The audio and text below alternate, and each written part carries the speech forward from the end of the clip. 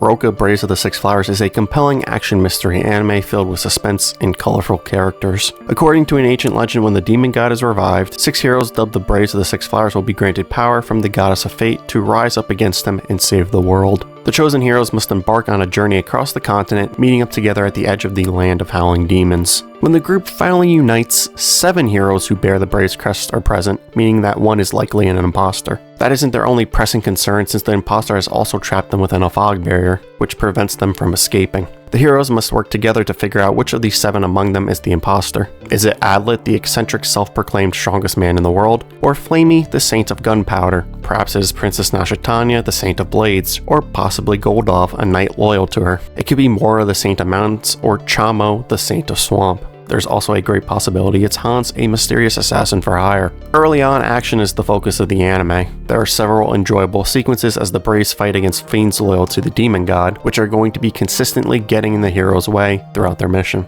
Then once the Braves reach the temple and are stuck within the barrier, the focus shifts to looking for who is the fake by using logic. The group must either kill whoever caused this predicament or find another way to lower the barrier, as each of the 7 points fingers at each other. Who can they trust, and just how elaborate was the fake hero's plan to begin with? Unfortunately for Adlet, that means he's going to be hunted throughout the story since he's the best lead they have. He was the first one to reach the temple, and it seems likely that he was the one who raised the barrier in the first place. Rokka Braves of the Six Flowers does a really good job balancing the storytelling, action, mystery, suspense, and even sprinkles in a hint of romance within a fantasy setting. It blends together the fighting and deduction parts well, so there aren't large, dull segments of thought or speech. The mystery is done in such a way that paying attention to these small details becomes paramount to uncovering who the culprit is. As a matter of fact, Rokka is written so well that if it became just a standalone action or mystery work, I think that both ideas could easily succeed. The animation overall is solid, and the art style is also fantastic. Easily the best aspect within Rokka Braves of the Six Flowers are the characters. It makes sense for that to be the case, since the plot revolves around these characters who are trying to figure out who the imposter is. Each character possesses their own unique personality and abilities, with well-built backstories, making this an enjoyable watch. This anime does a really good job building them up, making you question if they are really the culprit, as we find out their reasons for being there. The biggest focus is on the 2 characters that are deemed most likely to be the imposters, and who are my 2 favorite characters possessing the most depth, Adlet and Fremy. Adlet isn't just your run-of-the-mill lead. He's a character who wants to prove his strength to others. He might not be as strong as some of the saints that possess ridiculous powers, but what he lacks in ability, he more than makes up for in wit. Adlet has to think quickly since his life is in danger, relying on tricks and gadgets to survive, while trying to clear his name with the knowledge he gains throughout the story. Despite the odds being stacked against him, he never gives up, always maintaining his smile. Throughout the story, I started liking Adlet more and more since he's a very well-written character and falls into that lovable trickster archetype, always figuring out creative ways to get out of sticky situations. By the end of the anime, he's fully deserving of the title of the world's strongest man since he fights off 6 different powerful characters and doesn't mentally break in the process. Fremy, the Saint of Gunpowder, is my favorite character within the series. She, like Adlet, has a tragic and dark backstory, but I'd say hers is even worse since nobody in this world has ever truly loved her. She was born into this world to be used by the fiends and for the will of the demon god. The second she fails, she's tossed aside, even being betrayed by her own mother. Because of this, Fremy is a lone wolf and acts cold towards others. Even though Fremy states her intentions to take down the demon god for revenge, nobody trusts her except Adlet, staying suspicious of her. This is where that hint of romance sprinkles in, since they both have similar stories, understanding where each other come from, developing an unbreakable bond that will be important for the future of the series. It's understandable that the others don't trust her though, since she is a brave killer and a tool used by fiends. Because of that, you have to take everything Fremy says with a grain of salt. She's not 100% clear from suspicion of being the imposter 7th Brave, although you can hear the pain and darkness within her when she speaks, making me believe what she says. Instead of talking about the rest of the characters here, I want to talk about them through the mystery of who the 7th is, which is obviously tied to the characters. So, spoiler alert for who the traitor is. As with any mystery, as Rokka's story progresses, you get to cross off certain characters from the imposter list. The only Brave the viewer can clear from suspicion right away is Adlet, since we have seen everything he has done throughout the story leading up to all 7 Braves being trapped. Add in his tragic backstory, how he defends Fremy even though the others think she's the imposter, and how the temple opened in a weird manner, there was never a chance that he'd be the culprit. I'd say the next safest option is clearly Fremy, solely because Adlet has kept a close eye on her since they met. Yes, she's a Brave killer, but it didn't seem like she was the one who lowered the barrier, especially since she's so straightforward with how she talks about everything. Since she was too busy killing potential Braves, I really don't think there is a chance of her setting up this complex trap. Combine this knowledge with her tragic backstory, where she's seeking revenge, and I think she's clear from the remainder of the series too, if you end up believing the words that come out of her mouth. The other 5 are clearly suspicious and for different reasons. Each of these next 5 characters had a period of time to set this trap up before meeting up with the others.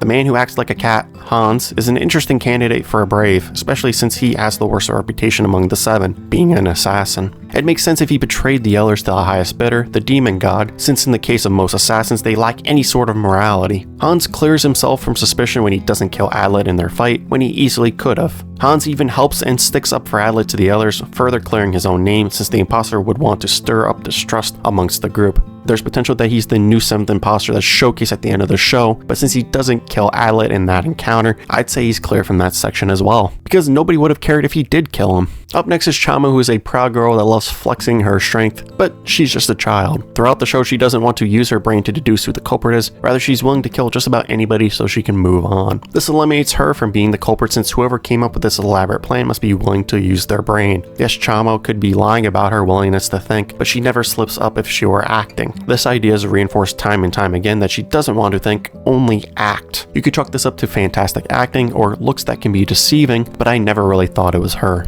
Her minimal screen time compared to the others also made me think it wasn't her. Morris definitely seems like a likely candidate since she desperately pushes for Adlet's death. She also acts extremely confident, trying to establish that she is the leader, which would help deflect blame, making it look like she's not the imposter. You ultimately know it wasn't Morris' fault for the barrier, but she still is the most suspicious character going forward after the events of the anime, at least for me. Her aggressive actions and the way she speaks were still very odd, especially for somebody that is a leader of a temple in charge of all the saints. Goldov is shown so little, and when he is, he's very aggressive towards everyone except Nashetania, whom he clearly loves. I never suspected him as the 7th in this initial scenario because of his lack of screen time. If he was the 7th, it'd be an unsatisfactory result, and even if it were true, I'd assume he'd be working in tandem with Nashetania, which he wasn't here. Once the idea of a traitor was presented, I casted my vote on which Brave it was, and guessed correctly that it was Nashetania. It wasn't just a shot in the dark either, I had some logical reasoning as to why I thought that. I found it weird that she saw out Adlet and knew he was a Brave when the crests were initially revealed, but you could just say that's a coincidence of storytelling, with the Braves meeting each other to join forces.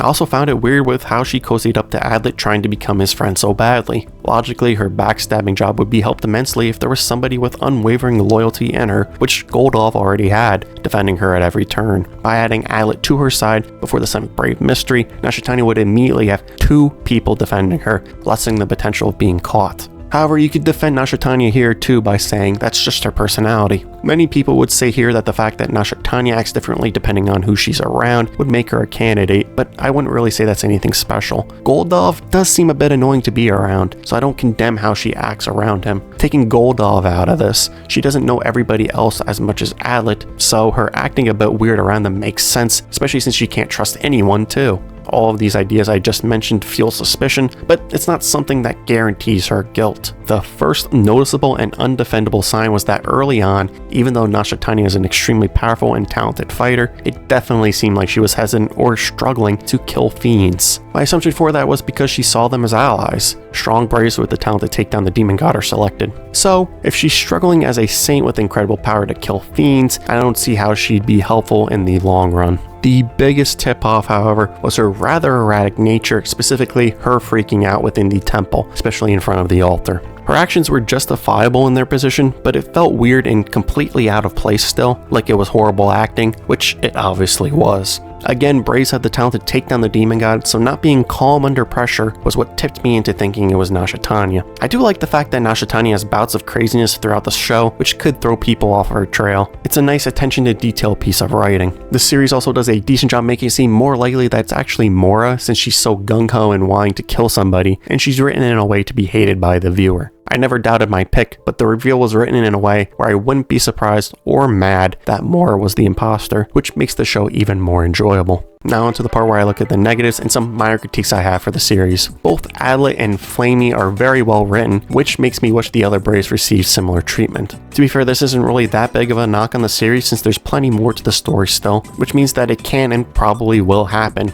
I just would have liked to see a bit more from the other 5 characters, especially from characters like Mora, Chamo, and Goldov specifically. This next critique is also tied to the characters. I think Rokka could have done a better job making it seem like certain characters were the culprit. If you logically think it through like I just did, it can be a bit easy to deduce. Once Han's one of the likeliest candidates is crossed off the list, there's really only 2 possibilities, which makes it much easier to figure out. The ending reveal could have been done a bit better as well, but neither of those aspects were bad overall. I'd love to see more from this series because several interesting plotlines are introduced just within this short 12-episode time frame. Nashetania having escaped will make another appearance in the future. This weird and interesting powerful fiend that has a history with both Adlet and Fremy will show up again as well. What is he going to be like? Who is the 7th Brave now? Is it Rolonia, the girl who was just added to the party at the end? Or is the traitor one that was trapped within the fog, patiently waiting to strike? I'd love to learn more about the heroes as well. I looked up the source material to see if it's finished or ongoing and saw that it was unfortunately on hiatus and has been for many years. Apparently there are a couple of volumes that take place after the anime, but with no end in sight, it has deterred me from reading the source material for now. If somehow the author of Rokka sees this video, very unlikely, I know, please finish what you started. This series has so much potential. I, and clearly many others, have enjoyed it so much and would like to see what happens by the end.